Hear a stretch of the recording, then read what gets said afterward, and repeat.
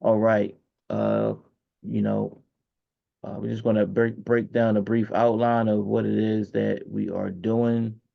Um, with the fellowship, with the brotherhood, and just get some fundamental understandings.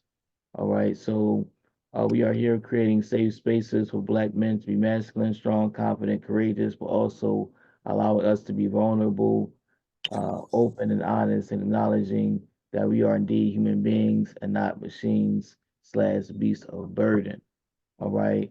Our main aims is to help Black men to rediscover their true selves, nature, and purpose on this planet, and returning to their positions as pillars, protectors, providers, and directors of the family, community, and the nation. All right. And so the foundation of the mighty Maatic Men of Valor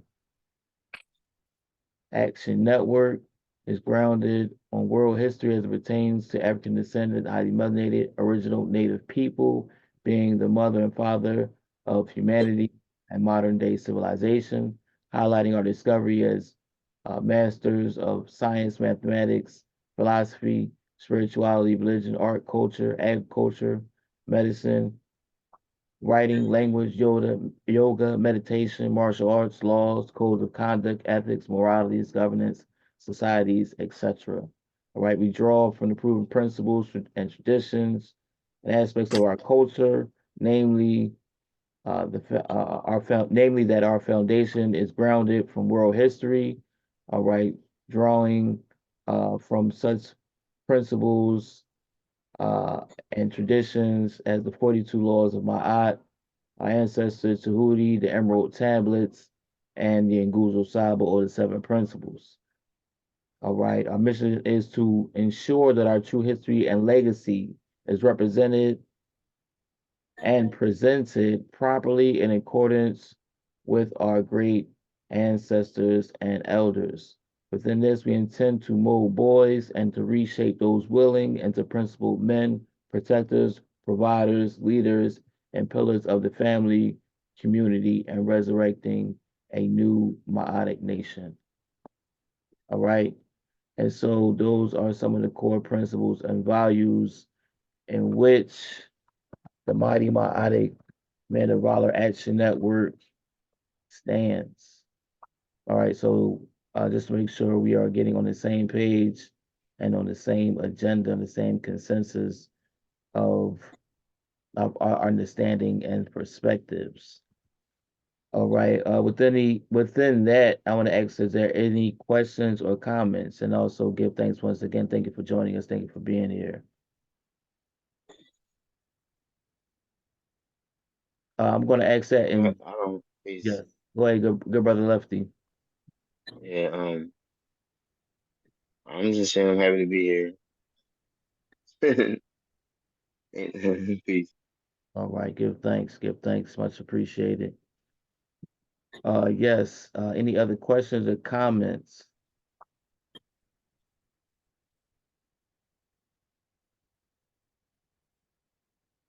Okay. With that being said, I want to just do a quick round robin. All right. A lot of the times when we are developing, when we're trying, working on producing things, we oftentimes look outside of our communities and our immediate circles in order to get things accomplished, in order to meet our goals and objectives. In all actuality, I believe we have um, most, if not all, of the resources, the intellect, the fortitude, the magnitude in order to accomplish these things ourselves. All right, so we can be self-sufficient and independent. Okay, and so with that being said, I'd like to introduce ourselves and to just make sure that we're getting familiar with one another. Also in the process of building or rebuilding our communities, or opening our lines of communication and knowing what resources that we have readily available right here amongst us. Okay, with gifts, talents, and abilities that we might be able to share one another in order to accomplish our goals much more efficiently and effectively. all right, much more proficiently.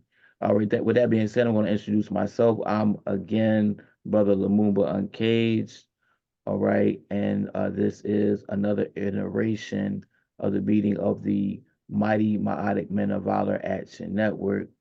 I'm joined by these brothers who will lend aid in their perspectives, opinions, thoughts towards a positive and progressive goal commonality that we share, which is the elevation, the edification, the empowerment of our people, the rebuilding of our families, our communities, and our great and mighty nation. All right. With that being said, again, I am your brother Lumumba Uncaged. All right. And so I am building a uh, media platform. All right.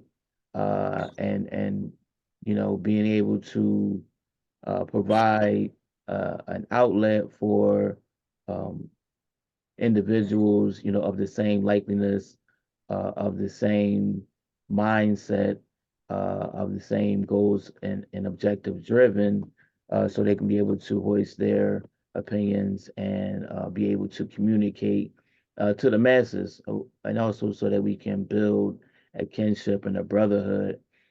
All right, again, being self-sufficient and independent, okay, knowing and understanding that there is a lot of capabilities that we can utilize within tapping into these different networks within social media. With that being said, also within dealing with that, I also deal with activism on many different fronts and levels, dealing with political prisoners, dealing with aspects of the reparations movement, Recharge Genocide 21 campaign, working with different other organizations as well in collaboration with Justice and Liberation Struggle, with the Million Women uh, movement, the original and official Million Women March, and the universal movements, as well as working with the original members of the Black Panther Party, National Association of the Black Panther Party, as well as some individuals within the MOVE organization, within the Jericho movement, dealing with freeing our political prisoners, amongst others. Okay, and also I'm a self-taught barber, vegan chef, photographer, and videographer. All right, and so these are some of the things that I'm able to share and bring to the table. With that being said, I want to pass the mic along, and so that we can. Oh, also, I'm from Philadelphia, and I'm doing excellent this evening. All right, so you can just let everyone know where you're calling in from, any gifts, talents, or abilities that you may have, and the entity organizations that you may be representing, and if not, if I haven't said it already, where you're calling in from. All right. So yeah, again, we're just doing a quick round robin to make sure that we're engaging and that we're getting to know each other and getting more familiar and being able to build within brotherhood, kinship, and have certain aspects of trust. With that being said, I want to bring it around to my brother Lefty. All right. If you can introduce yourself, let everyone know where you're calling in from, any gifts, talents, and abilities that you may have, any group, entity, or organization that you may be representing. Good brother Lefty, thanks for joining us. Hey, peace, peace, peace. This is Lefty X. I'm CEO of Who's Left Entertainment. We've been out of Southwest Philly. Um, for shows give I've been rocking promoting comedy shows for the most part. And any entertainment that you could think of, from magicians to DJs to rappers. I'm expanding. 2024 is gonna be a good year for those who's trying to expand. And I'm just here to participate and give my voice to Brother Lumumba. Say peace, all y'all. All right, all right. Give thanks, much appreciated. Thanks for tapping in. All right, and brother on iPhone 3, if you can introduce yourself, let everyone know where you're calling in from, how you feeling this evening, any group, entity, or organization that you might be representing, and any gifts, talents, and abilities that you might be bringing to the table. Yes, sir. Peace, everyone. Ken Golden, Khalil Muhammad, aka Ayub Ibn El Khidr, from Philadelphia, just calling in. I was given information on the call, and I figured I'd join in to be amongst the brotherhood to see what I could share and also what I could get out of it. Um, do construction, do a lot of investing, just here to build the brotherhood. All right. Yes, All sir. right. Thanks. Much appreciated. Appreciate and support your thing also. All right. With that being said, I want to bring it over to Dr. Washun. If you could introduce yourself, let everyone know where you're calling in from. How you feeling this evening?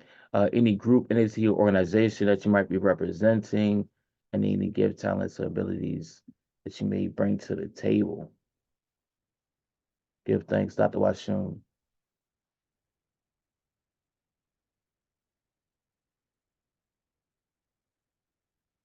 Dr. Washun, if you could introduce yourself. Is your mic, you might gotta unmute yourself. I was muted. I apologize. Yes. I was stating that I feel a little bit fatigued, not physically, but mentally, because of the fact that I have lost an elder and my Jamaican mother, Miss Pauline Roma Pringle, who was a first in many ways. She was 82 years young and was not planning on transitioning. However, she did. And with that being said, she would not like for me to get down, and I'm not, but she was a soldierette, long time.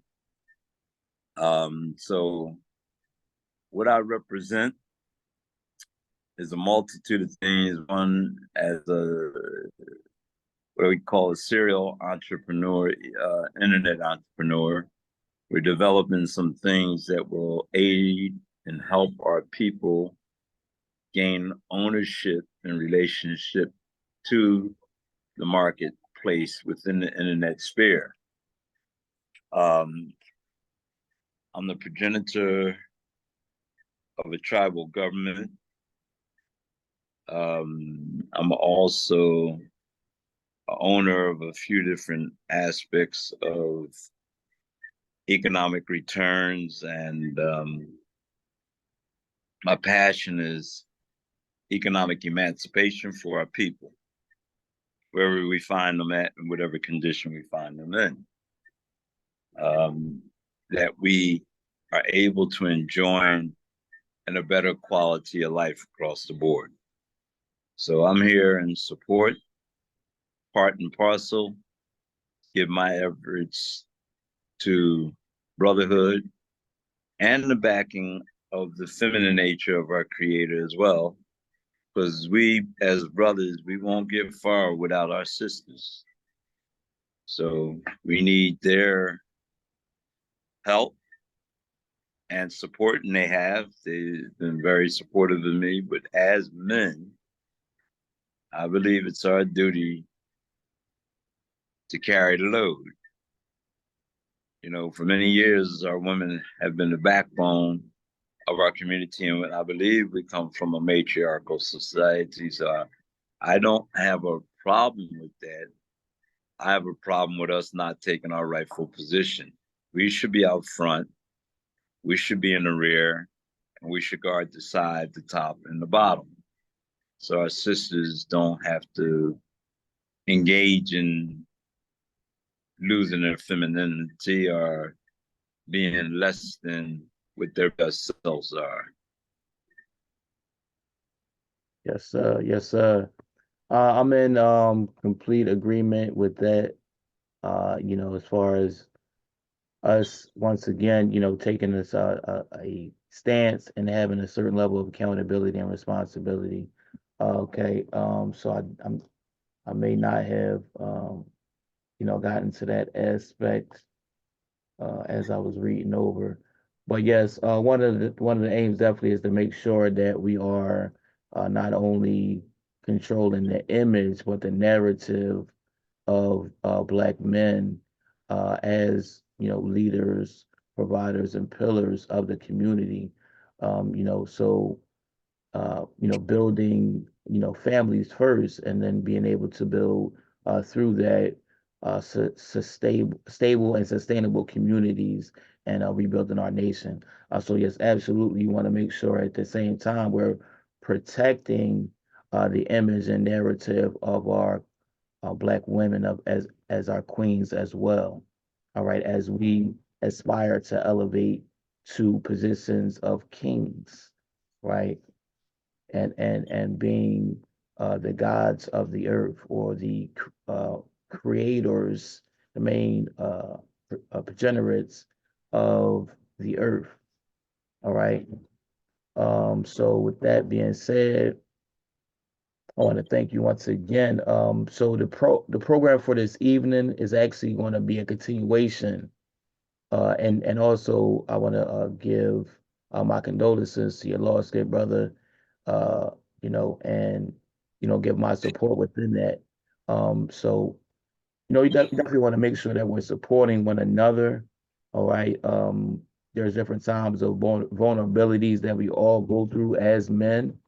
All right. And I believe it is behooving of us to be able to provide support to one another, being able to push each other forward and pull each other up, being that network, okay, and sometimes being bridges to paths and pathways of healing.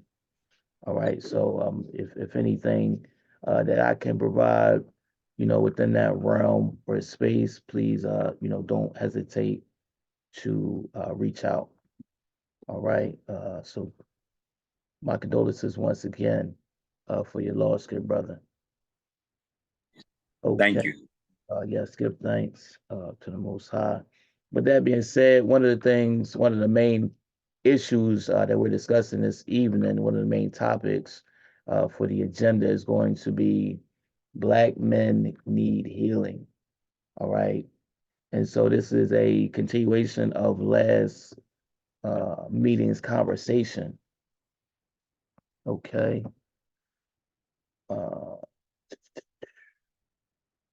with that being said, we did have a listing of some things that we wanted to get to the bottom of. We wanted to get a consensus on.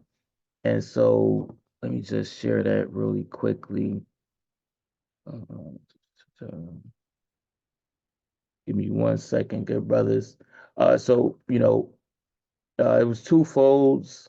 We did have some an outline agenda of different uh, questions that we wanted to ask to kind of hold ourselves to the task and make sure that we are holding each other accountable and also responsible for the progression, how things are going to move forward within our communities, and how we're going to personally be responsible for these things, and as well as collectively.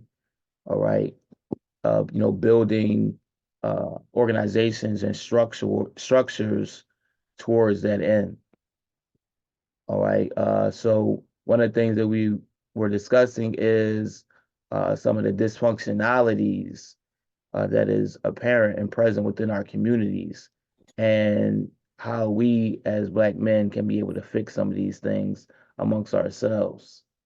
All right. Understanding first and foremost that, some of these uh, dysfunctionalities, some of these abnormalities, some of these psychoses exist, and that Black men need healing ultimately at the end of the day. Ultimately, all of us going through this experience of colonization, we're going to have to come to the understanding that we need healing, and we need mending of some of that trauma so that we can move forward properly. All right, so that we don't continue to infect one another. All right, and perpetuate different circumstances of dysfunction. All right. We can rebuild our families. So one of the things is that's being attacked very consistently, and it has increased in its magnitude is the attack on the Black family. And so, one of the ways they were able to do that was to remove the head, okay, um, the pillar of the family, which is the Black man. All right, so we want to have these discussions, have these meetings to determine, how is it that we can make sure that we're returning to our proper place and position and be able to guide and help to steer and lead the community back into aspects of greatness and what we know we're capable of based on our history and legacy. All right. So part of that process, I believe, is redeveloping aspects of programs that deal with rites of passage. All right. And redeveloping, rebuilding our fellowships and our brotherhoods and our fraternities. All right. So that we can have the proper training, the proper tutelage that we need to grow proficient, efficient, and effective Black men. All right. So if we can reach our youth and start from that aspect, and also to be able to challenge and change ourselves and one another as steel sharpens steel. Okay. All right. So give me 1 second. I'll be forwarding this information here. Okay. Give me 1 second, good brothers. All right, here we go. Here.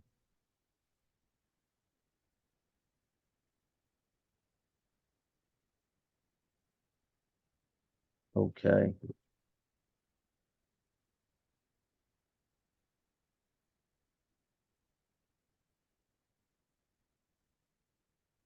Can I say something about dedication? Yes, yes, absolutely, for sure. Give thanks. You know, these meetings are every other Monday, right?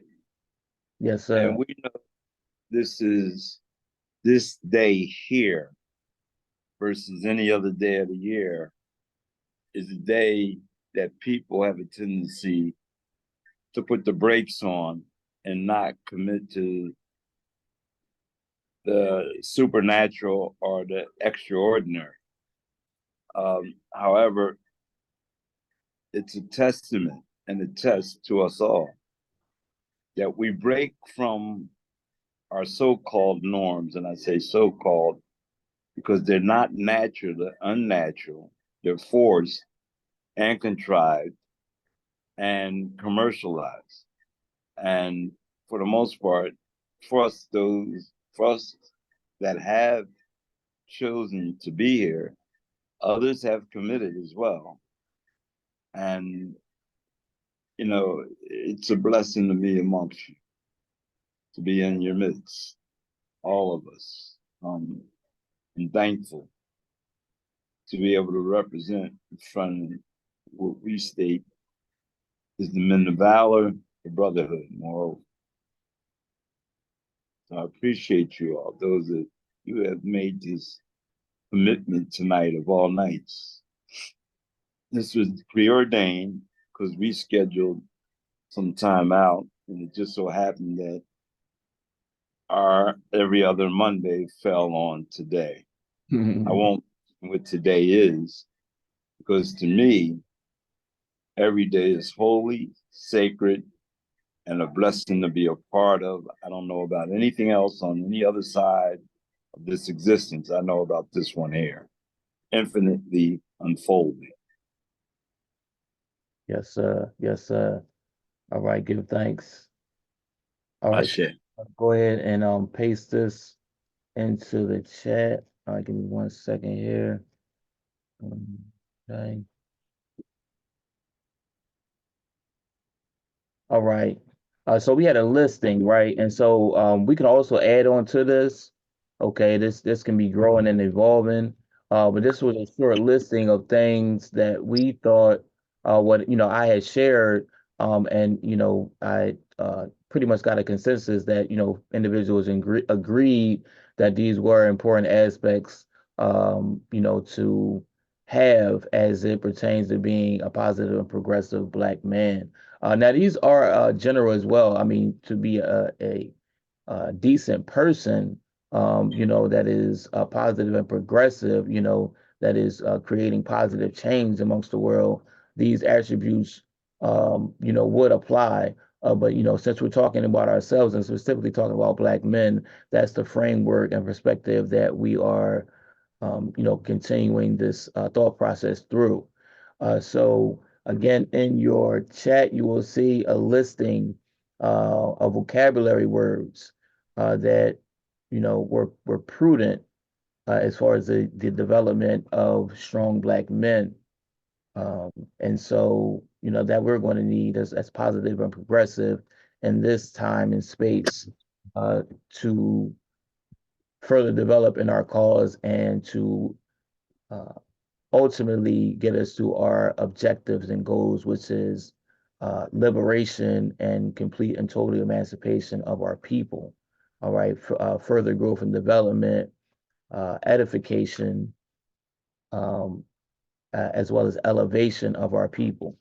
All right. And so I'm just going to read this off really quickly. Now, I did ask, I'm not sure if everyone was able to complete this assignment, but I did ask that people, that you gentlemen, that you men would actually define these terminologies. A lot of times we have different ideas in our minds about what one another thinks, right? As opposed to really having a great understanding by actually having a dialogue. So there's a lot of things, a lot of terminologies that are used, and we oftentimes assume that we have the same perspective or understanding of what these things are and what they mean. Oftentimes we do not. Okay, so if we can get to some root understandings of our perspectives, I believe it will help us better engage with one another, help develop further understandings, and help to avoid conflicts. All right. So with that being said, I'm just going to read these off really quickly. And if you do have something, written out for that, you could definitely share. If not, we can begin to delve in, through the dialogue, what some of our consensus is and of the level of importance and the definitions of these words and terminologies. All right, so we have discipline, dedication, determination, drive, ambition, accountability, critical thinking, creativity, courageousness, innovation, aspiration, motivation, purpose. Within that, it says, what is your why? Perseverance, patience, and vision. Okay. So is there any questions or comments within that before we get into a dialogue based on this? Beautiful list. I just want to say this. I believe the Mayat and the Kwanzaa principles are in effect here. And Nia, I believe, being purpose, right? To define what is your why. Why, in what manner? Why are we here in this discussion? Why are we here on earth?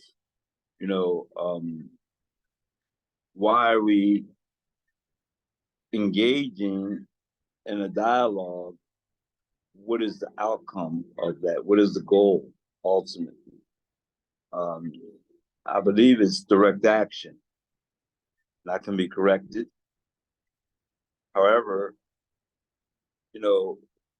purpose is tied to your able to be proactive or enthusiastic or charged with accomplishment without somebody else having to poke you or purge you.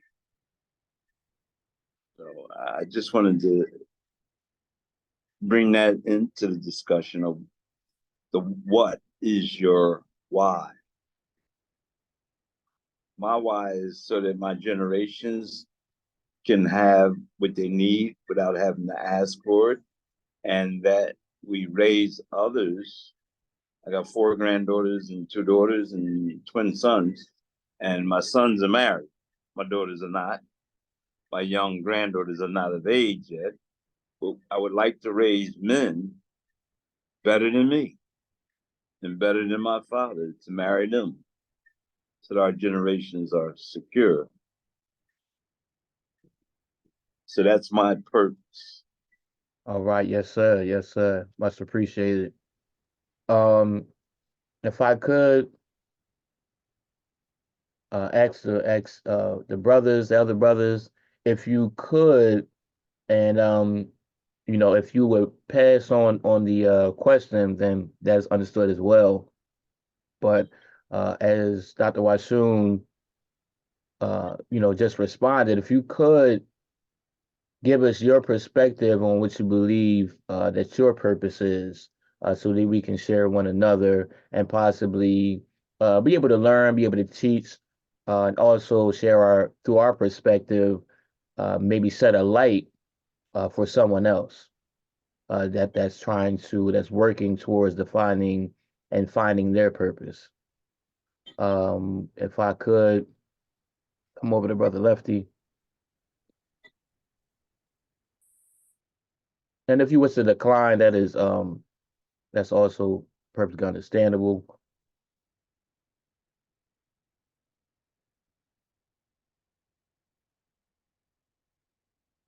All right, I'm gonna circle back around to Brother Lefty and come on. Uh, Brother, could you give me your name one more time? Excuse me, I apologize. I have to change it. Khalil. It's okay. No problem, my brother. All right, give thanks. Yeah. Yes, could you share with us what you believe that your purpose is? I could sum it up for me in one statement. It's, To lead this earth world a better place than which I found it. all right, yes, sir. Yeah. However that may be. All right, all right. All right, let me just go ahead and change your profile. Let me see here. That's Khalilil. Khaliyl. Li. Taken directly from the Arabic. I. Yeah. Okay, got you. And thank you. All right, yes, sir. Give thanks. All right, there we have. All right, give thanks, Brother Khalil. Um, so I'll say for myself, and then I'll circle back around to Brother Lefty if he's still available or is inclined to respond to that question. All right, and so for myself, I believe part of my purpose is, what was stated within the mission statement, which is being in the likeliness, being a reflection uh, of the Almighty, of the Most High, right? And so, uh, being a ray of light from that, awesome power source, and in the hopes that I can, through my deeds, through my actions, be able to, uh, give reverence to the Most High, to the Creator, Creatress. All right, and as the brother was stating, um, being a positive, a example of positive progressive change, being the change that I would like to see in the world. Hopefully, through my thoughts, through my actions, through my organizing, leaving the world in a better place than from which I discovered it. And also helping to be a bridge between different generations, being in my unique position, all right, dealing with the elders and dealing with the youth, being able to be an example of what I believe to be a strong black man, taken from examples of history and continuing in our great culture and legacy. Hopefully being able to be worthy of taking up some of the mantle of the works of our great ancestors. And so, being a steward to the planet, being a provider, a protector, and a leader within our families, communities, and nation. All right. So that's what I believe some of the points and purposes of my existence. Excuse me. All right, now circling around, uh, I'm not sure if we have Brother Lefty to be able to touch base on that. I'm around. All right, all right. So, because we were just doing a little round robin, and so I just wanted to see if I could tap in with individuals, see if I can get their perspective on what they felt their purpose was. Yeah, so right now, I know it's hard. I always ask like what my purpose is. I try to. It seems like I'm moving in my purpose. More than can describe what my purpose is. I know I have a love for my people, and I know that the elders that I've been around that have transitioned have instilled in me certain values that I know works for us as a community. Um, if we don't take the history that we learn and be able to send it and be able to, teach the future generations these things, that's how information gets lost. I know that through my readings that, most griots, they told their history through, through storytelling, and was able to just pass down tradition through storytelling. And although we don't have that, stories, we can create our own. But you have to know that you can create your own. And I believe my purpose is to help other people discover that, there's more to it than them superficial and surface things that are given to us because we are divine people and we have much more to give to each other. And I believe in compound interest. So, if we get more of us together in the same direction, we can make big things happen in a short amount of time. So I believe my purpose is to be a part of that chain that links, you know, the old traditions to the new traditions because things are changing. And if we don't affect the change, we'll be changed by it. Ashe. All right, all right. Give thanks, give thanks. Thank you for that, good brother. All right, with that being said, if there's any questions or comments, anybody want to add on to that?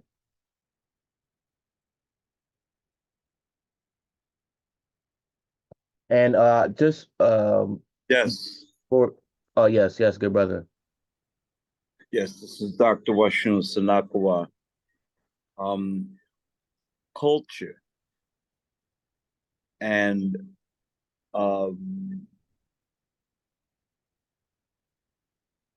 grill, um, translating information, archiving, communicating for the record.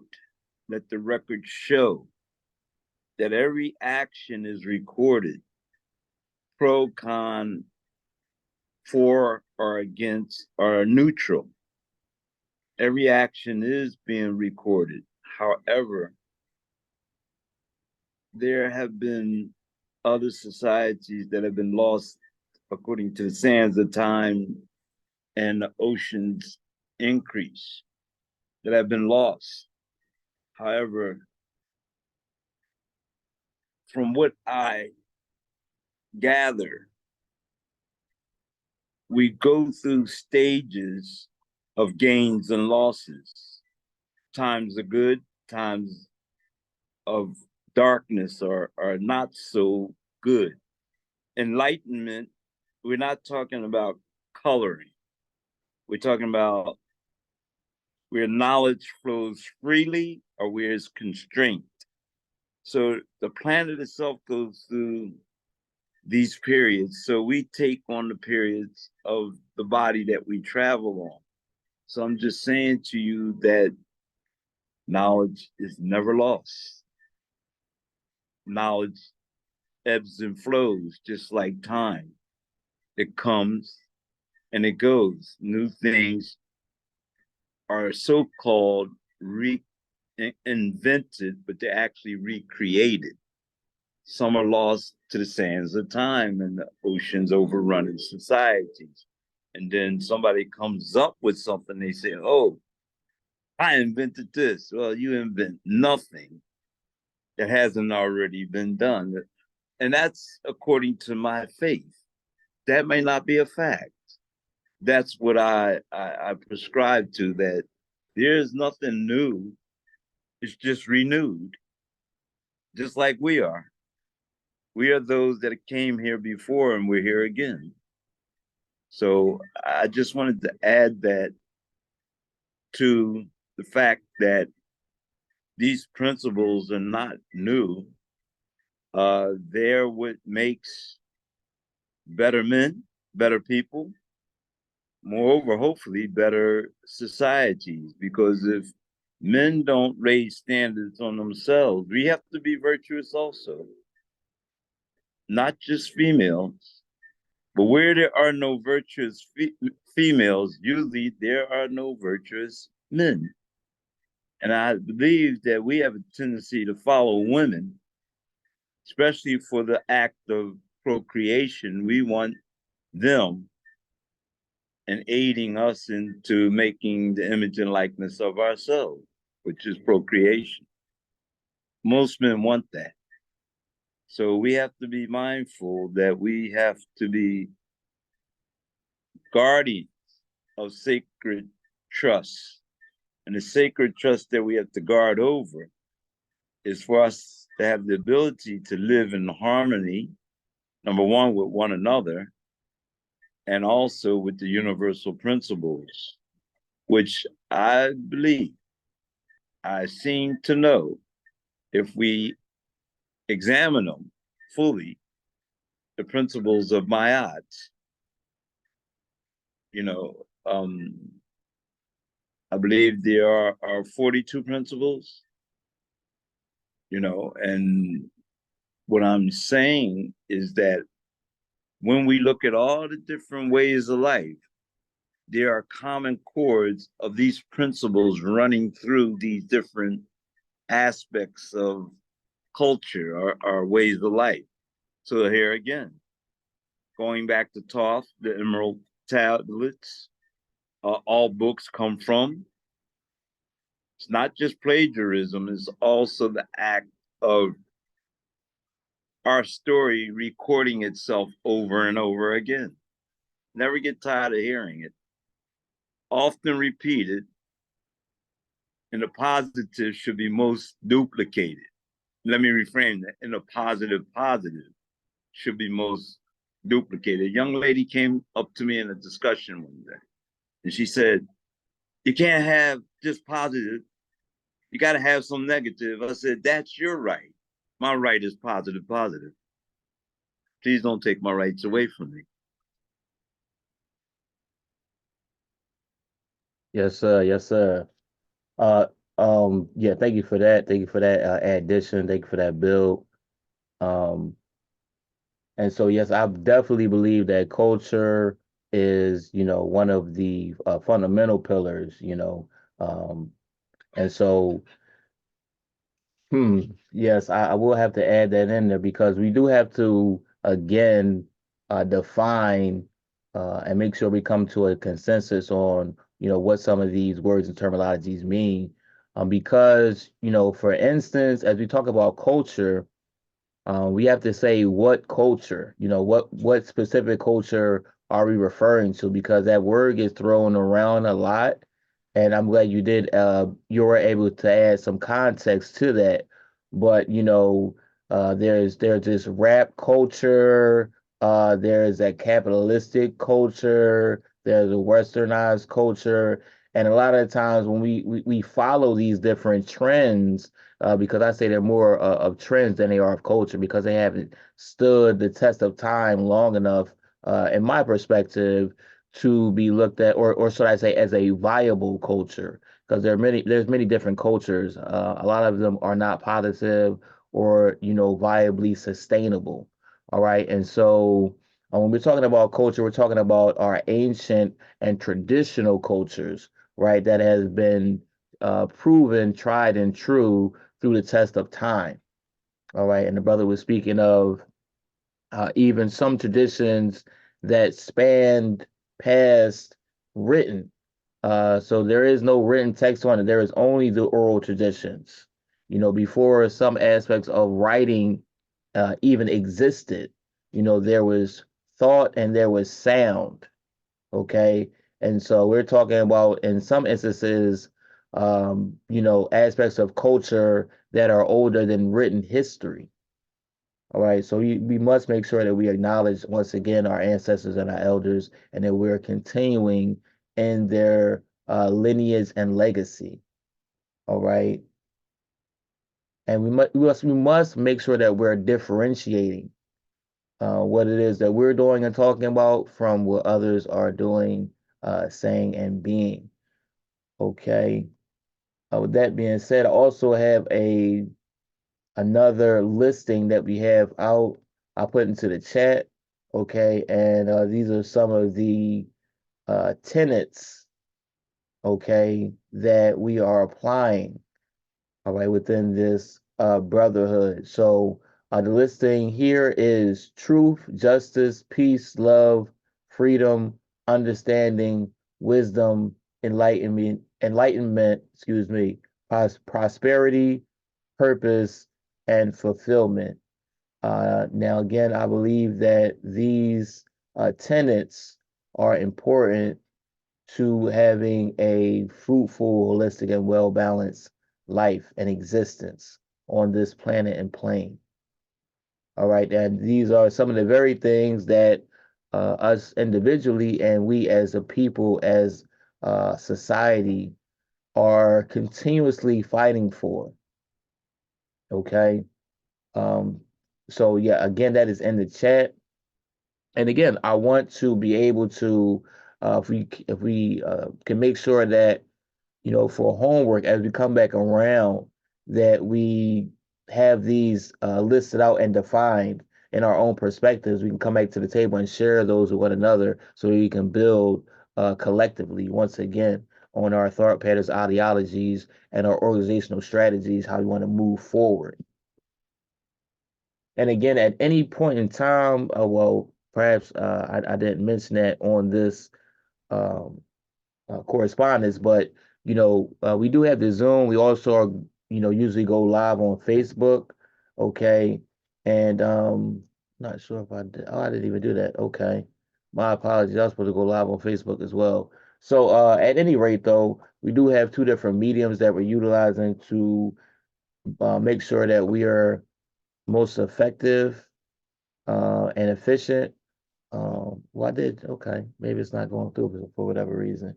Um, but the Zoom is more exclusive, all right, than the Facebook, which has more restrictions. And so, if you want to get deeper into conversations or dialogues, certain subject matters, we can definitely do so.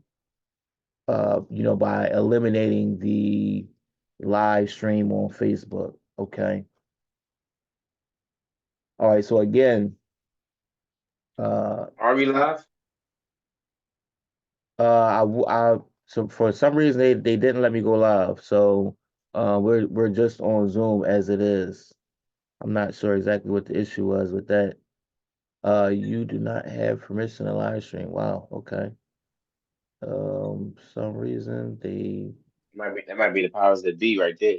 wow, But okay. they be throwing things in the game. Yep, not sure what that's about, but I was not able to go live. Yeah, and let me state something here. And again, the reasoning for our own entrenchments, our own processes, our own institutional developments, to solidify ourselves. Because see, these principles have to be reiterated through the indoctrination process of education, right? Because most education is indoctrination. Even learning the letters as a child learns the syntax of the language from his parents, right? Or her parents.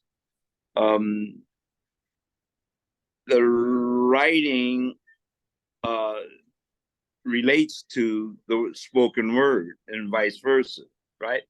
So if a child comes up speaking multiple languages, the time to teach that child the multiple languages is before they get stuck in one language. So culture has a tendency to put limitations on people also. Um, so people look at their culture as being favorable or superior to others based on them being assimilated. And no, they're just different. So if the child is taught multiple languages before it has the limitation of one scribed on his or her mind, the child is more apt to pick it up because they haven't put a limitation or parameters on what is. So the openness and how to open up things, right? We say we're coming into a global society, but we have translation apps. We have all kinds of things now where you can literally speak to another person and communicate with them in their language while you communicate with them in your language. So these things are highly feasible. They're practical. They're in existence. But if we don't gravitate to the things that exist that are truly good, that have us gain the ability to relate to others, the myopic point of view or the altruistic point of view or the utopic point of view of us as a single people, right? Living in a scenario where there are other people, right? There's nothing the matter with us coming together and getting ourselves together. But in doing that, we have to have the proficiency and the fundamental aspects that we can stand amongst other people and not lose ourselves in the process of doing that. That, to me, would be a supreme achievement. And I believe these principles that you laid out here allow you to do that. When you're in an environment and you're not the majority, right? Usually the minority people stick together better than the people that are in the majority because they have to depend on each other to not lose their culture, their way of life. So they clan together, and for the main part, a lot of people always ask the question, why don't we stick together? Well, we're the largest population on the planet. So that's just proof. The people that come amongst us and tell us lies and speak lies to us, who claim to be the majority, and they're not. Not in our local spaces, not in our national, and definitely not in the international spaces are they a majority. but that's what they promote. They promote a majorative point of view. So we need to examine how we should plan together in order for us to gain the state of being that we're looking for. Yes, sir. Yes, sir. Absolutely. And so that's why, I believe it's so important that we have these dialogue and discussions, that we have these meters and metrics that we can utilize to measure exactly where we are, so we can be open and honest, right? So that we can be able to determine from which we came, all right, where we are and where we need to be going. Utilizing critical and analytical thinking, using lessons from history in order to make sure that we are being propelled properly into the future. All right. And putting ourselves in a better position than we are in the present. Ashe. All right. With that being said, if there's any questions or comments within that, again, that listing, there's 11 tenants that are listed in the chat. So there is that's what we were just discussing. If there's any questions or comments on that, and again, if we could once again, be able to define these things, come up with some definitions, so when we come back or we reconvene, that we can have a consensus on what it is that we mean. Any questions or comments on that? I have a Yes. Mask, hiding, failing to be strong enough or vulnerable enough to expose yourself. I come up with some people that were very unconventional. He says, when you get naked, there's nothing to lie about. But you got to be able to stand naked in front of others.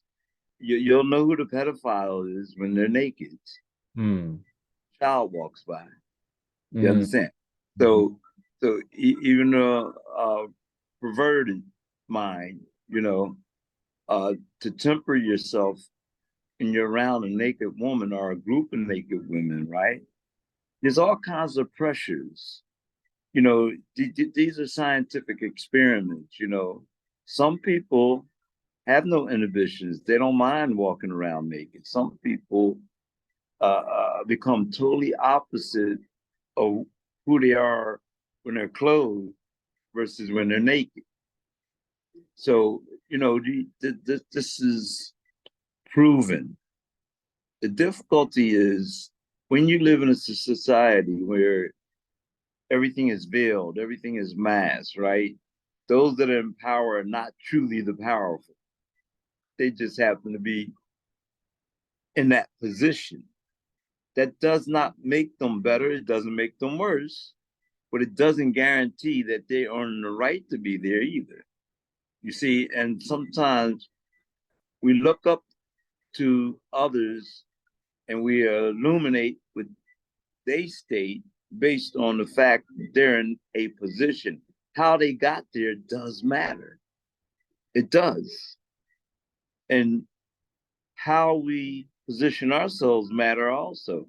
So when I teach and preach, I don't preach from our state of captivity. I preach from a time before when we were in our glory, we state as our antiquities before we had a disruption or a fall from grace.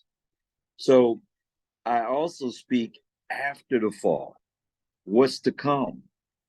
What is our future?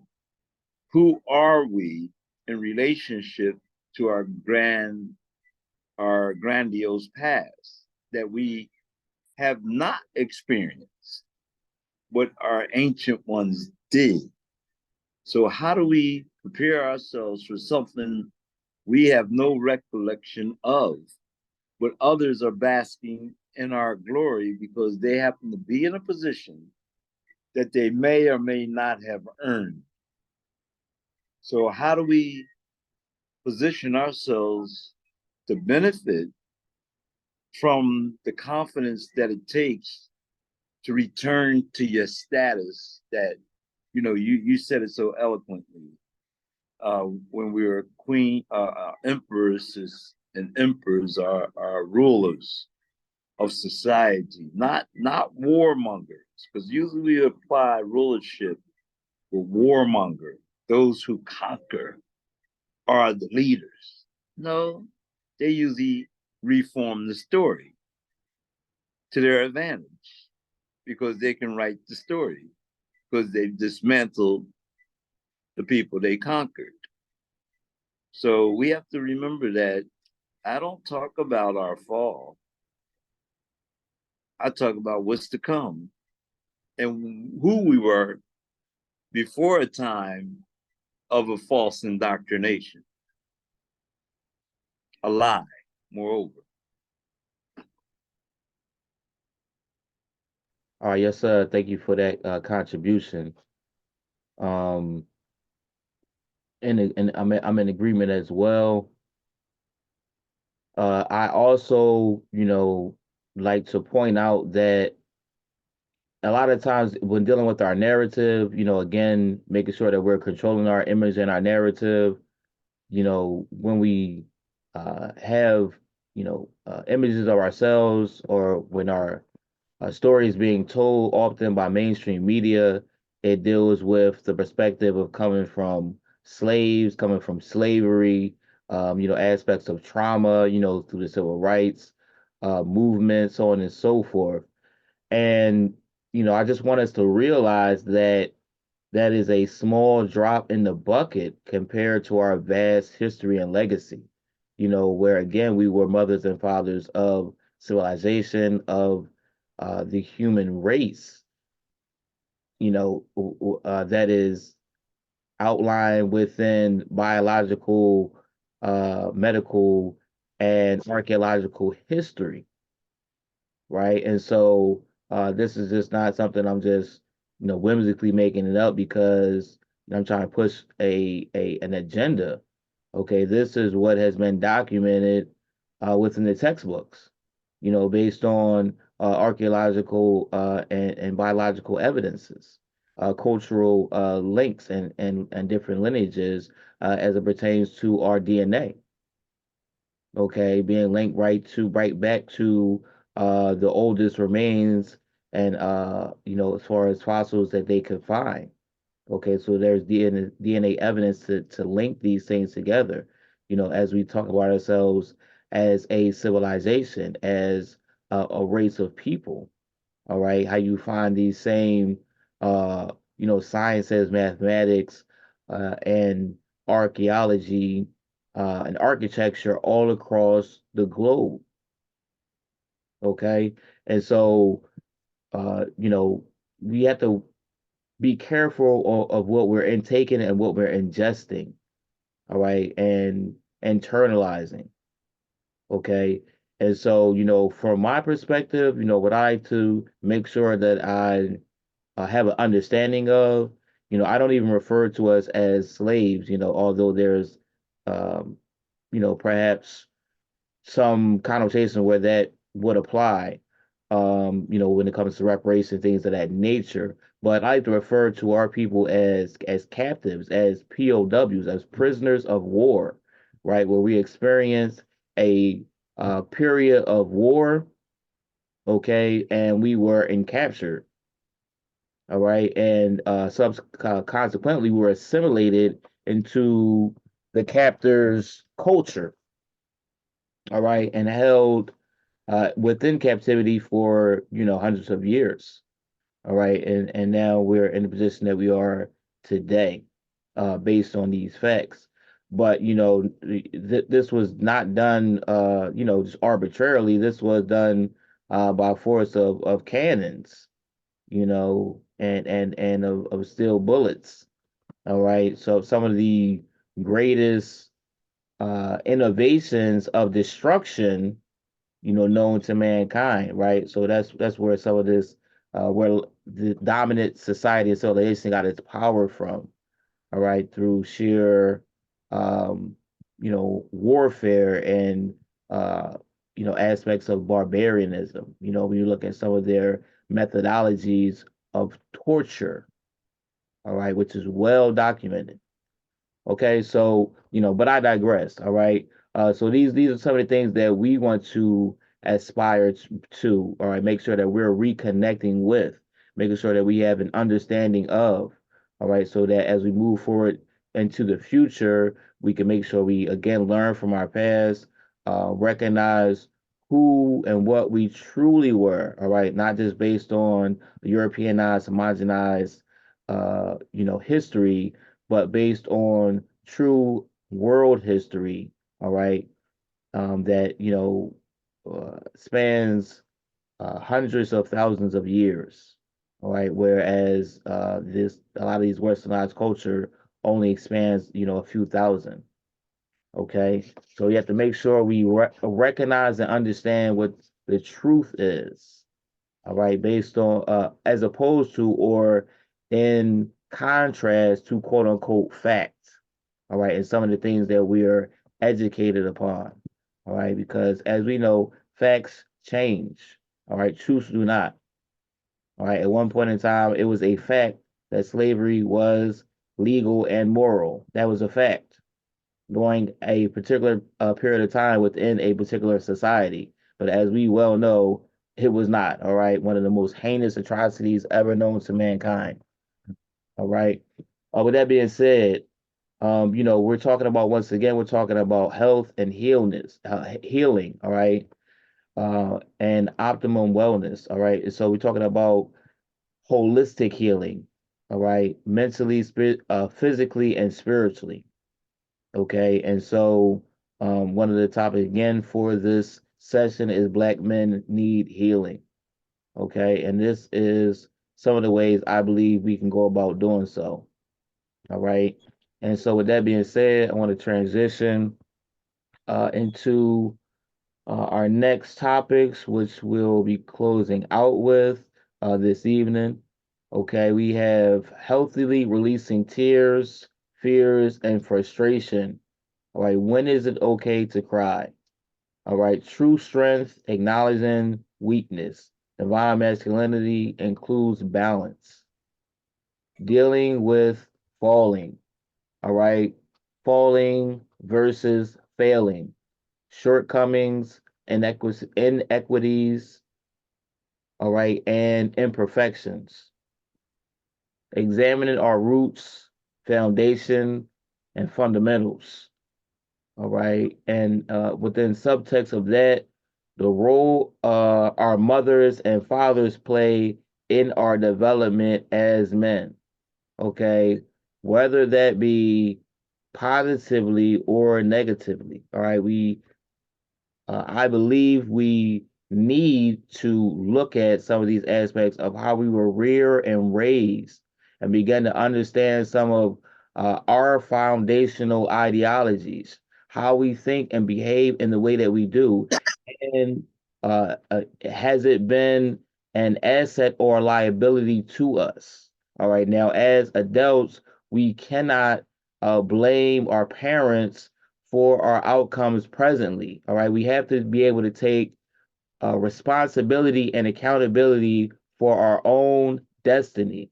So, again, in the aspect of us needing healing, if we need to go back to our roots and examine where some of these ailments may have started from, all right, the root cause, so we can get to the bottom of things, all right, so we can really heal these things so we can move forward, in a positive and progressive manner. All right. If we don't get to the root, to the bottom of things, then we're just dealing with the surface, and things begin to fester. All right, and become a worse ailment.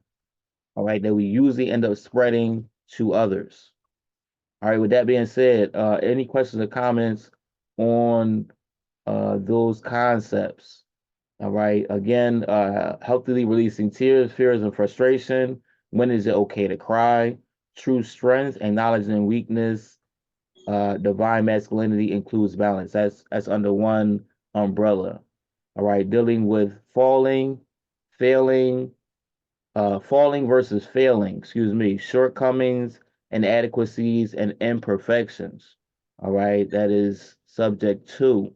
Um, and then we have examining our roots, foundations, and fundamentals, which is subject three, the role our mothers and fathers play in our development as men. All right, any questions or comments on those concepts? Yeah, I have a comment. Yes, sir. Um, so all those subjects is touchy topics that to jump. It takes these conversations needs each topic to be talked about because it's so vast and so big. Mm-hmm. Um, there's like we're crying. So we're crying. You know, you have to have a love for self. You have to have an empathy, and you know, a lot of people nowadays. See, I deal with when you saying stuff about truth and fact. I'm dealing with my day to day reality, and I use my knowledge of history to try to guide me forward. You know what I'm saying? Knowing, and using, experience. The older you get, the more you realize what's going on. So it's kind of the children out here or the people out here are not they're desensitized. Everything taking away their sensitivity to things. Death is shown easily on TV. I watch a movie. I told my grandmother. My grandmother watched westerns. I told my grandmother. I said, them westerns are more violent than the TV we see on right now. And she just laughed. She just shrugged it off. But it really is like we've been numb to violence. So to know to either cry, you don't even know. You don't know when to cry because you don't know. Most people don't know. When they get extremely hurt, but for men, they cry by themselves, and they don't have brothers that they can be around to express crying. So it doesn't. It seems like we don't do that. I believe all black men cry. It's just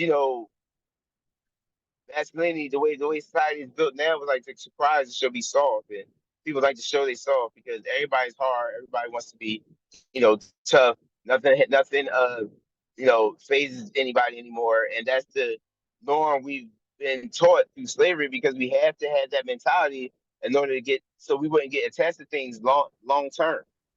That was a programming, and for to to show that you don't care and just like okay I don't want to attach myself to this place. I learned that when I was locked incarcerated. When you don't get attachments to anybody because you don't know how long they'll be around you. They might be going home. Plus you don't know who these people are. So that's ingrained in society. I always said that prison is the microcosm of the macrocosm because it's the same people that's in there are just more concentrated in one location. It's just spread out more and out here. But it's the same thing. It's human nature. Just not trying to be seen as the smallest person, not trying to, that's an insecurity when you say shortcomings. So it goes into, a lot of things I've done that I've haven't accomplished or that people show that they like society don't like, short people or the person that, that's the nice guy. Nice guy always finishes last. There's always certain, the bravado guys. So it's a lot of, you know, like I said, all the topics you talked about, it's just a lot to unpack for just to talk about all of them at one time. So I'm gonna just stop right there. Okay, okay. All right. I might be in agreement with that. What I wanted to do was I wanted to give a few different options. So, we could touch base on the subject matter, and then if we needed to, if we wanted to, we could further expound on whatever that concept was. So, again, I like to just kind of open things up and allow things to kind of flow naturally. So if we only end up talking about one of these subject matter, one of these concepts, then then so be it. Whatever time that we need to, that we're going to allot for that, So this session was going to be very special. I knew that, when it deals with the concept of Black men in healing, right? Because as you were saying, a lot of this is kind of a nuance or even a taboo type of subject matter. When just us saying that, we need healing. You know what I mean? That um also, we have emotions. I mean, this is such a shocker, you know what I mean, to most of the way that society is orchestrated, in its current times, dealing with And, this issue. and my brother, could I just give a brief statement that my father told me on a man crying? And he That's says to me, he says, son, there's nothing wrong with a man crying. Just have a good reason for doing so. yes, and thank you for sharing that as well. And so, in a lot of cases, we're taught that a man is supposed to stay strong, a man isn't supposed to cry, man is, not supposed to feel. These are misnomers, okay? Because we are human beings, right? And so we definitely are going to have thoughts, feelings, and emotions, right? And they're going to, they're going to be affected in possibly not the same way, but in similar ways as other individuals and as our counterparts, females, women, right? And so understanding though how to properly manage your emotions, I think is of the utmost importance. And a lot of the different types of abuses that occur is due to, in my opinion, the improper management of knowing how to deal with or respond to different emotions, right? And deal with different situations with emotional intelligence. But left, do you have something to add to that? Yeah. So what the brother was saying, it hit real home with me because, that was a man's statement. Now, a lot of men's statement has, 'cause we're logical people. We don't need much to, speaking. It's more one thing is mannerisms, is energy, and it's vibration. Like you can give a child a look and they know what you're saying because that's how men give off. That's how men communicate. So that little bit he said, just make sure you have something to cry for.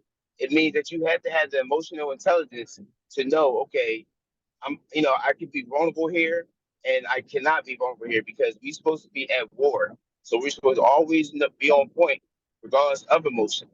That's what the man's duty is, I believe, because it's a lot of people don't know how to manage their emotions, like you said, which is correct, and because they don't know which thing to give that emotion to or open up to, then they become susceptible to different misuses of the emotion. They say that I'm crying, you're crying over this, but it's not really a big deal because your value system is messed up. You value that, and that meant so much to you that you got emotional for it, and then you realized it wasn't but you shouldn't even cared about it as much as you did. You shouldn't have put that much energy into it. But a man knows through logic that the things that I have to care about, and the things I should get attached to, and the things I am emotionally attached to, is for a reason. Like that's when a king chooses his wife, his queen, because he says, okay, I know that I can be this type of emotional with this, but I can give this much to her because he knows that he's mastered his emotions to the point that he knows when he can give it and when he can shut it down and use it and have to use his brain and do the work. So that's all I have to All right. say. I like to state something on top of this, about tears Yes, yeah. and And thank you, brother Lefty. Thank you for that addition. Um, so yes, just to touch base with that really quickly. Then I'm gonna go to Dr. Washoon. Um, you know, one of the things that I want to make sure that we're able to do is add some context, right, into what it is that we're speaking on, what we're talking about, because as you were saying, um, you know, people's reasoning or people's why may be different depending on their upbringing. So we want to make sure that we can have a consensus on what that thing to cry for is and or should be, and based on what, right? Because as you were saying, people have different value systems that are learned, that are taught, so on and so forth. And so, someone could have that type of feeling towards something like you were saying, materialistic, or something that was given to them by society or deemed to be important, so on and so forth. And so that's why I thought it's important to really outline some of these core principles, so that we can compare and contrast and have a basis on what these things should be and what it should be based upon. So when you're dealing with aspects of truth, justice, peace, love, freedom, understanding, wisdom, enlightenment, prosperity, purpose, and fulfillment, you can kind of get a better understanding. Some of the other things that we discussed, you can kind of get a better understanding on that point of and perspective, of a man saying, have if you're crying, you better have something to cry for, right? And just in closing, I remember a quote by Tupac that really inspired me, and he, divulged that it was taught to him by his mother, Afeni Shakur, and she said, "Boy, if you don't have something to live for, you best find something to die for." And with that being said, I want to pass the mic over to Dr. Washun. Yes, sir. Tears and water and opportunity, wasted or recycled. You know, why are tears made of water? Moreover, salt water on top of it, right? Wasted tears, wasted water, wasted opportunities. Some things come with a certain window of time, and then they don't come back. Sometimes in our lifetime, they might come back at another point, but we don't get to see it again.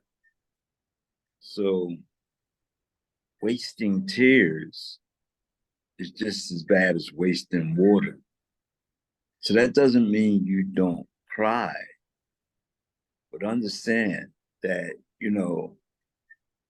if we pray all day and don't do any work, that's wasted opportunity, wasted tears, wasted water. There's a concern here where I'm at, and I never stated where I was at. I'm somewhere here in the world.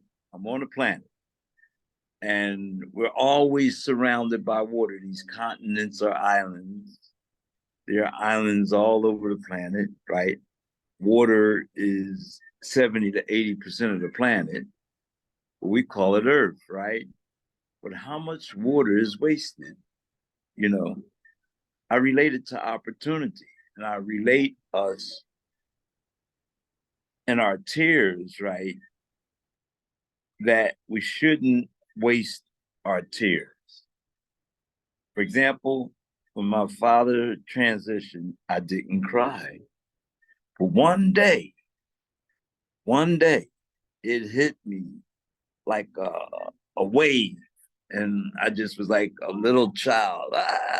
My father. I didn't get to mourn him. But I did that day, right? And then I heard my father. He said, "Boy, pick yourself up. You get knocked down. You don't stay down. You get up." Right? So you need that. You need that father. Because mama said, "Oh, let me kiss your boo-boo for you." You need that. But you need the balance also. So crying is important. But wasting tears is like wasting opportunities. And what I'm saying to you is this: if we're crying all the time, something's wrong. Because there's more joy in this life than pain. But we bask in pain because it's like you can always remember the rainy days for some reason, or the inclement days. you know, but we have a tendency to not count the sunny days. I guarantee you we have more sunny days than what we call bad weather, so tears.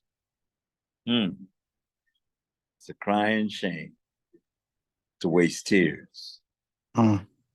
Beautiful. My brother, can I just piggyback on that a little bit? One of the Absolutely. things I was told about crying, it washes the soul. And when I was a kid, my mother would beat me, for things I did that was worthy of it, but I wouldn't cry. And she would beat me for every syllable in the word. Did not tell you. And then, but she would beat me. She was like, boy, you was a stubborn kid. You wouldn't cry. But I do remember when my dad transitioned, and that week leading up to his funeral, I was just like, I just wanted to get it over with. And it didn't bother me. And 6 months later, I'm walking through the gallery in Philadelphia, and it dropped on me like a ton of bricks. Yeah. And I cried uncontrollably like a toddler. And I was around thousands of people, and it seemed like nobody saw me. But I just cried. And I remember he said, long as you got a good reason. And I had a great reason that day. And like I said, when it happened, it didn't bother me. I thought that was the end of it. 6 months later, just out of the clear blue, like a ton of bricks dropped on me, I sobbed and cried uncontrollably. And I was in a public place with people all over the place. And it seemed like no one saw me. But it was a beautiful washing of my soul. I say. Ashe. Yeah.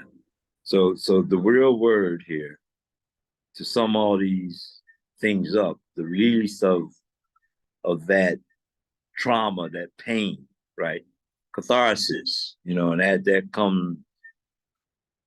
The man that brought me to that point is Dr. Reginald Bryan, a great orator, a great speaker, great radio man, a Philadelphian, and I must say, men say things, right? I'm very careful about saying what I'm going to do and what I'm not going to do, because I never know what ultimately I'm going to do until it happens.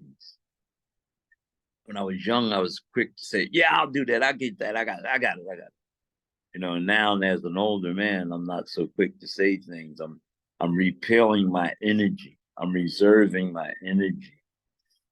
And part of that is to, catharsis means to get it out, to cleanse yourself, as you were saying, brother Al-Qaeda, brother Khalil. The cleansing of one's soul. A good cry has a tendency to do so. Women have a tendency to cry a bit more than us. And they live longer than us too. Just think on that.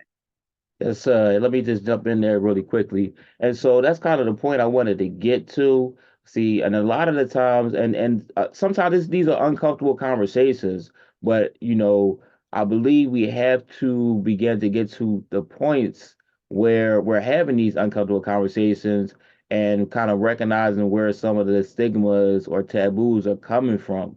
So in a lot of different ways we again we're taught we're not supposed to cry, we're supposed to stay kind of relentless, unfeeling, emotionless. But as the brothers were stating, this that process is actually a process of cleansing, of purging, right, on an emotional and sometimes a spiritual level. So even when we try to hold these things back and hold these things in, um ultimately, there's a saying, there's a time for everything. And as the brother was saying, you don't want to spend your whole life crying, boo-hooing, but there is a time to grieve, there is a time to cry. There is a time to eat. There is just as is there is a time to sleep. Okay. There's a time to learn. There's a time for everything. And right, so it's just important to recognize your time and your season.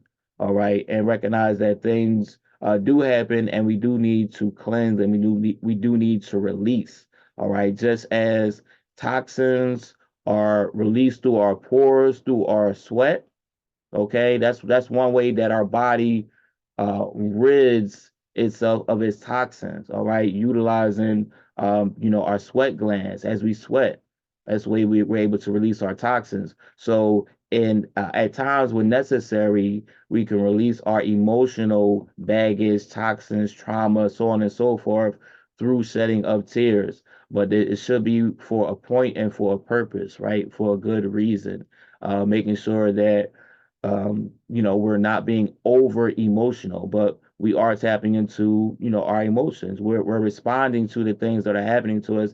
And, a lot of times we know, when these points in times and periods are, but we try to, block these things. And I believe, again, that's where some of the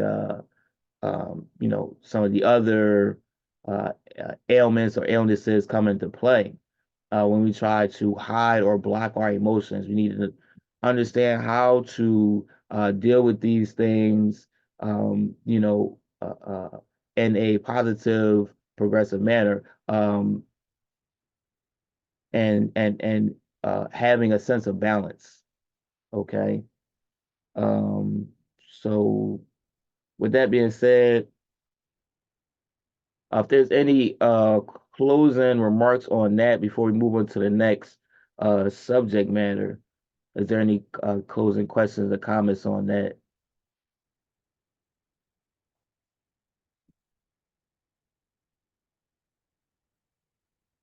Yep, Dr. Washun. I was on mute. Yes. Just to reiterate for our audience, for those that said they would be here, but I understand what we're up against. We're up against a lot of pressure today. The word is catharsis. See, because, and then the dedication and consistency, right? See, the healing of the nation is much important, right? We always are quick to deal with the physical things of monetary and what do you have? What have you gained? Do you have a degree? Do you have these things, these tangible things that you can grab onto, right? However, when you leave here, they stay here. They don't go with you. But your emotions do go with you. They don't stay here. So we need to be clear about what the essence of this self is. There's an internal struggle going on all the time. It's between the physical person, right, or an individual, the spirit, and the soul. And see, one is a filter between the others. The physical man touches and sees and experiences from sound and vibration and talking, right? Is taken in, and the soul actually is the filter between that physical man and the spiritual self, right? So, we always speak about the soul leaving when there's no longer life. The soul is no longer present. The soul gets out of there. When there's no physical life left, the soul is gone, in an instant, in an iota, right? So we say he's no longer or she's no longer with us, right? So remind yourself that what you experience, what you allowed to come into yourself, into your internal self, the soul has to deal with it. And whatever the soul allows to pass through, the spirit has to deal with it. So there's a governor on us. It's called our soul. And we got to let that governor work by having the discipline and the discretion to not allow certain things to enter your circle, your environment. You know, and sometimes to stop something, right? You might hate it in your heart, but to stop something, you might have to physically put a halt to it. You might have to write something or speak something in a statement, right?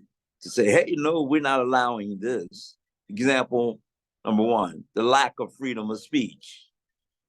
That's a birthright. It's an earthright. And when somebody tells you, because they own a private entity, if it goes against a law that is prescribed for us, that's good for us, right? We have a right to repeal that, even though that institution claims they have a right to it because they're private. All things ultimately are dealt with in a public square. You can't cry private and you break the law.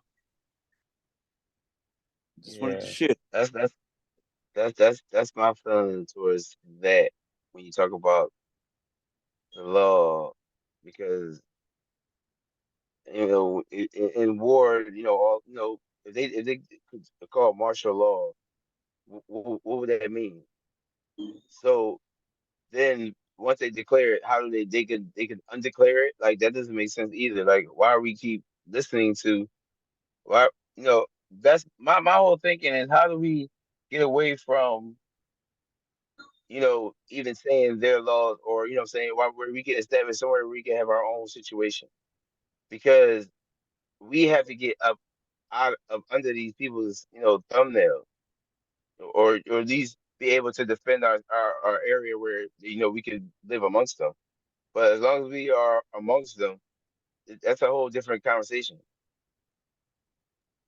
I would say they're amongst us, Brother Lefty. That's definitely I, a I, whole snowball of a conversation. that's what Right? I'm saying. That's why I don't, to Powerful. say certain things. I just get, I try to listen more because I Mhm. have a lot to say about a lot that you're saying. I just don't want to, turn the conversation because it's more to it to all that you're saying. Because you went into the spirit has and the soul. That's two different conversations about the soul being a governor and has a governor, and then so that's confusion right there in the conversation because we could delve into that or we could delve into the certain things. So that's why I try to Well, say yeah. my try to Let's listen to the let's let's conversation and just try to give a let, good let, let, input.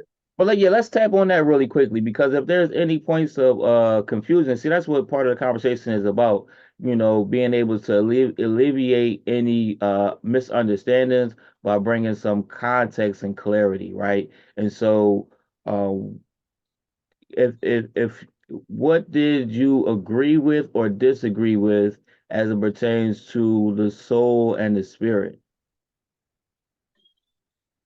Just my thing was I didn't understand because when you start saying like he said the soul has a governor and something about like I was trying to follow the conversation about the when he was talking about the soul and the spirit, but he lost me when he said it has a governor. I'm like, well, who governs it? And Oh, okay. A governor, that's what not I'm like saying.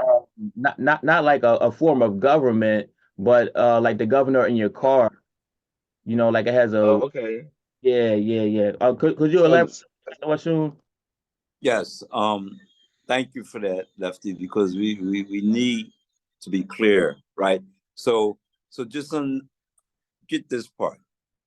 Here you are experiencing things, right? Good, bad, or indifferent, whatever it is, right? You might see something that's heinous or whatever, right?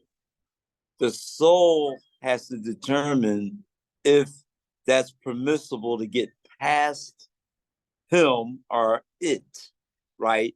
To infect your spirit, right? The So spirit you talking about like psychological scars? like a filter, right? Related to a filter.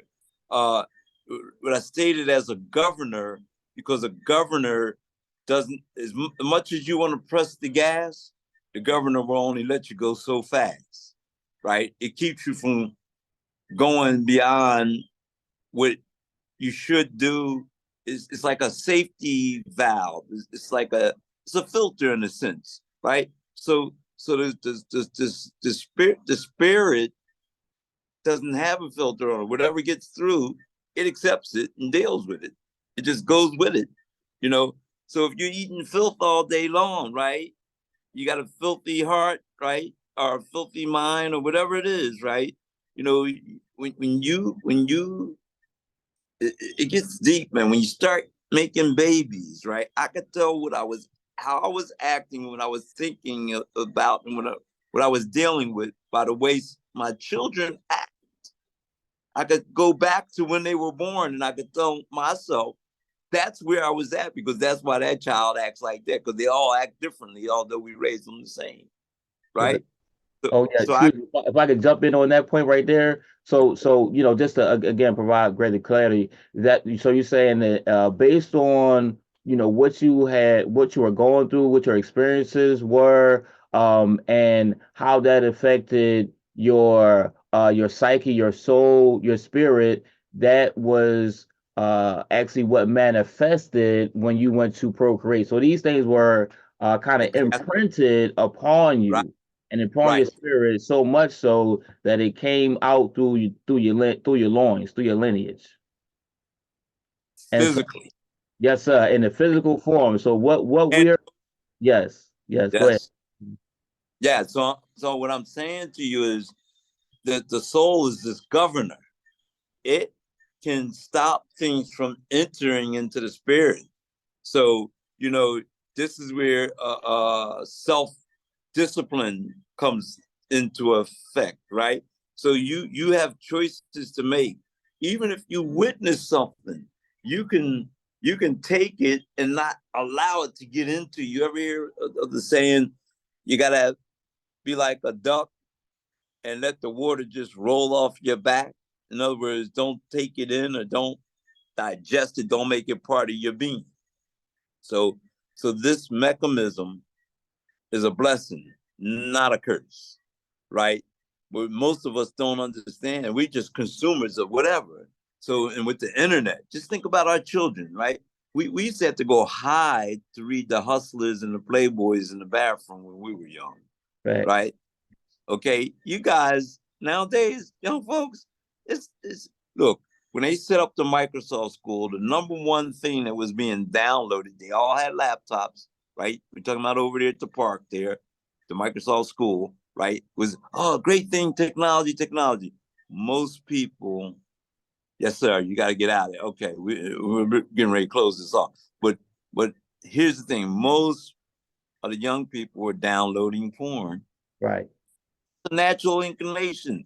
There's not nothing the matter with that, really, because when you understand it, we're trying to figure out, what is this thing that's waking me up in the morning? And why is this girl disturbing me and keeping me from wanting to learn? That's a natural inclination, but you got to put a governor on it if you know what's best for you. All right, all right. Um, so yeah, we are getting ready to close the meeting out. The meeting is supposed to go until 11:11. All right. So we are getting ready to close the meeting out in 10 minutes. um, approximately. So if there's any questions or comments dealing with that. So again, just on that subject matter, we were discussing healthily releasing tears, fears, and frustration. When is it okay to cry? All right. Acknowledging that true strength, all right, uh, depends a lot of times in our ability to be vulnerable. Okay. You can find your greatest aspects of strength at the times of your most vulnerability. Okay, that's where you can pull your greatest levels of strength from when you're being tested and tried in those fashions. Okay, um, and so, divine masculinity includes balance, all right? Can never be hard all of the time. You can't be tough all of the time. These are misnomers, all right? These are aspects of machismo that was taught to us, all right? But there is no such animal, okay? Life as people is about balance, and you have to understand and be able to meld both aspects of self in order to get the holistic person. All right. So leaning towards any one side, okay, in any form of life usually leads to its undoing. All right. So we have to understand all aspects of ourselves and understand the importance of balance.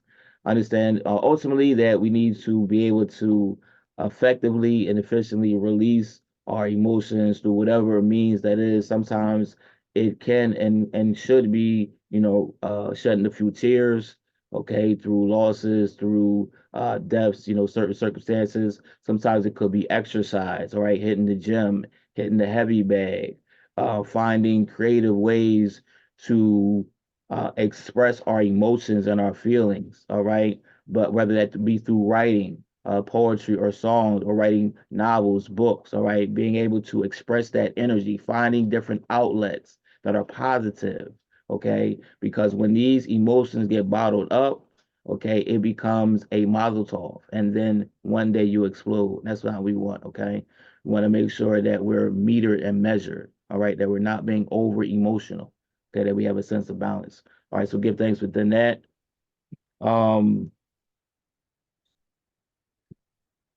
just touching base, all right. It kind of leads into part of the next subject matter, so we can just touch base on it, just so we can roll around the idea and thought, okay, as we reconvene uh, on our next gathering, all right. And so that would be dealing with falling, all right, falling versus failure, shortcomings, inadequacies, and imperfections, all right.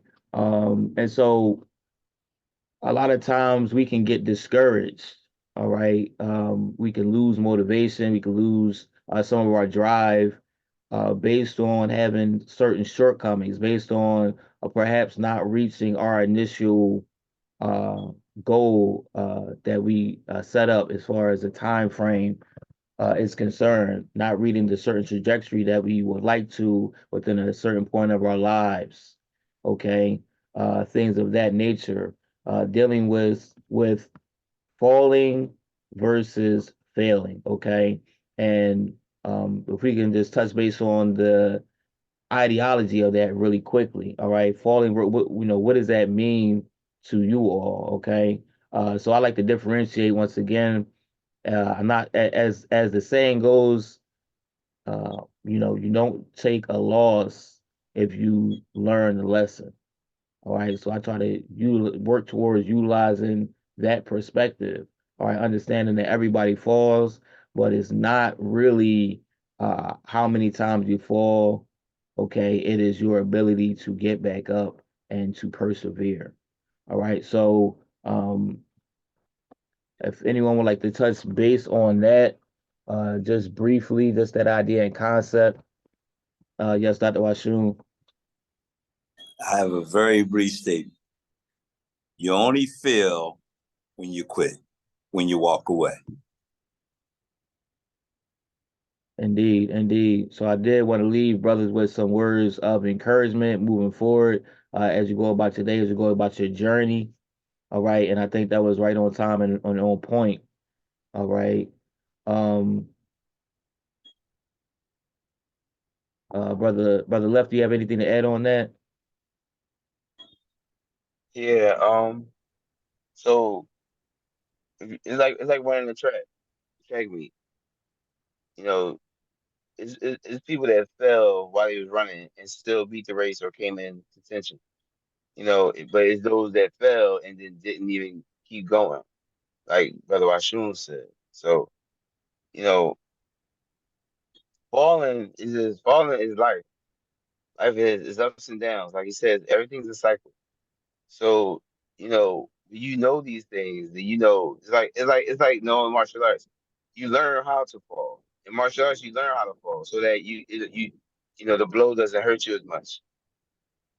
And or the fall doesn't hurt you as much. You learn how to, but that takes skill also.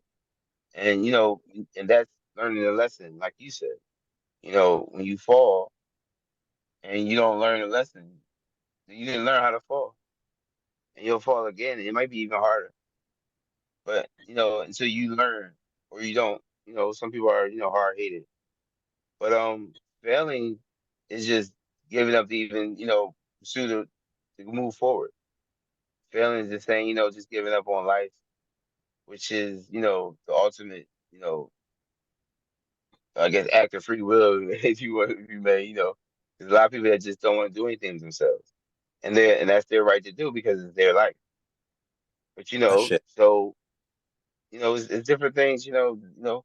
Everybody know what falling and failing. If you fail, some and then like you said, it's your value system. So you might fail at something, but it might be because you're not. That's not where you're supposed to be. That might not be the lane you're supposed to be in. How about that? That and if you learn from that, then okay, I can move to something else. That's learning how to fall and fail. You can learn from both. As long as it's a lesson, it's always a positive. Yes, sir. Yes, sir. Thank you for that addition, that build. Yes, excellent perspective. And so, Right. Brother Lil, would you like to touch base on that subject matter? We got a few minutes left before we get ready to close out.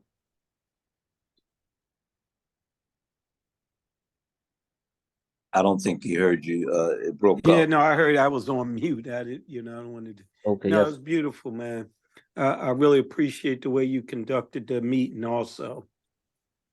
yes, sir. Much appreciated. Give thanks. Thank you. All right, all right.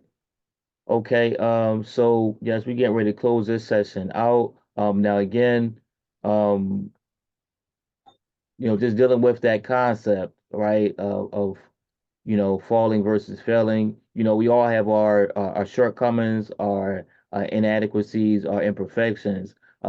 Each and every day, we get another opportunity to work on that, to build on that, to grow from that, right, and to mature. So Oh, excuse me. Oh yes, sir. So So, just depending on your drive, your will, your motivation, your ambition, your courageousness.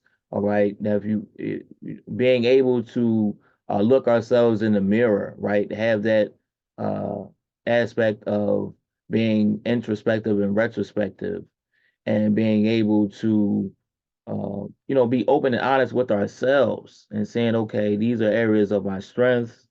These are areas of my weaknesses. These are things I can improve upon, right? And taking that time, energy, and effort in order to do so, having that discipline, all right, having that self-discipline and that determination to better oneself, all right, so we can be that much better as we step forward into the lives of our families and our communities. And when we come together for these type of sessions, we can help to build one another up, as still sharpens still. So as we improve ourselves, we can help to improve one another and see that reflection in one another. With that being said, good brothers, I want to thank you once again. Get ready to close this session out.